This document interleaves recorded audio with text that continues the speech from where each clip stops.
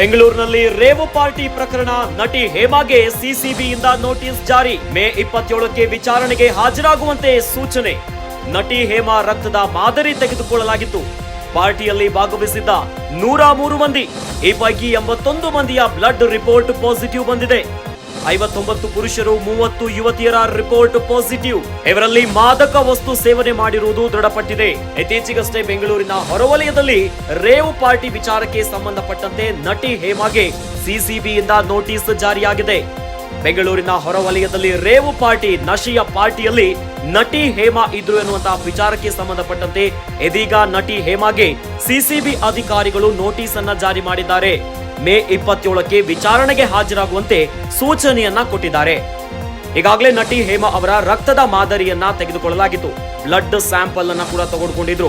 ಇನ್ನು ಪಾರ್ಟಿಯಲ್ಲಿ 103 ಮಂದಿ ಭಾಗವಹಿಸಿದ್ರು. ಈ ಪೈಕಿ 81 ಮಂದಿಯ ಬ್ಲಡ್ ರಿಪೋರ್ಟ್ ಪಾಸಿಟಿವ್ ಬಂದಿದೆ.